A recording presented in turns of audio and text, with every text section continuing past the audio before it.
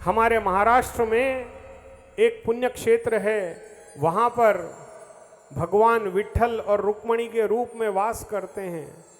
जब भगवान अपने भक्त के पास आते हैं तो भक्त कहता है, एक ईंट देता है कि भाई इस पे खड़े हो जाओ, क्योंकि मैं अपने माता पिता की सेवा कर रहा हूँ। तो ऐसे पुण्यवान भक्तों के लिए एक बार जयकार लगाएं, बोल श्याम प्यारे की जय हो। भक्ति की वो शक्ति है जिसमें भगवान को भी भक्त रोक देता है।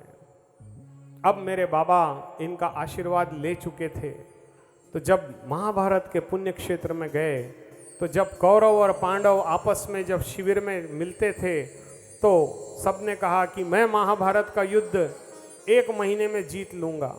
किसी ने कहा मैं 15 दिन में जीत लूंगा। अर्जुन ने कहा मैं 9 दिन में जीत लूंगा। सब बता रहे थे कि मैं इतने दिन में जीत सकता हूं।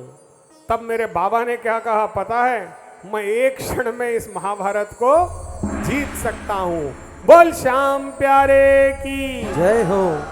और वहां पर उपस्थित समस्त लोगों को मेरे बाबा ने बताया कि कैसे उन्होंने मां सिद्धंबिका और भोलेनाथ से ऐसे 3 दिव्य बाण धारण किए हैं। ऐसे 3 दिव्य बाण उन्हें प्राप्त हुए हैं जिससे वो इस त्रिलोकी को समाप्त कर सकते हैं।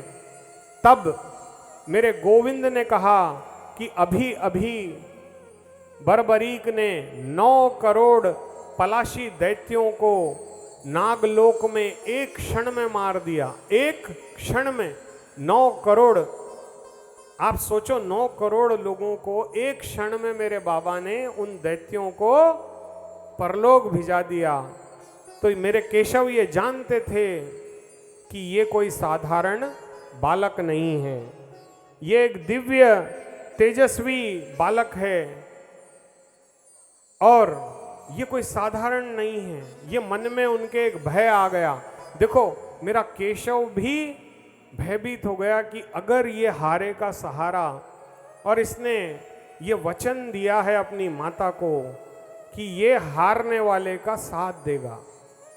अगर पांडव हार की ओर गए, यानी 2-3 पांडव गुजर गए, यानी एक्सपायर हो गए, और तब अगर ये इनका साथ देगा तो पांडवों की जीत होगी। परंतु अगर दुर्योधन कौरवों की हार होने लगी और अगर ये कौरवों का साथ दे दिया तो कौरव जीत जाएंगे, क्योंकि ये वचनबद्ध है। अपनी माता को इसने वचन दिया है। सोचो, माता को दिए गए वचन के सामने भगवान की भी परवाह नहीं थी मेरे बाबा को। मेरा बाबा ऐसा दयालु था, और ऐसे दयालु की इस कथा को हम लोग बहुत साधारण में लेते हैं कि हाँ भाई शीश का दान दे दिया।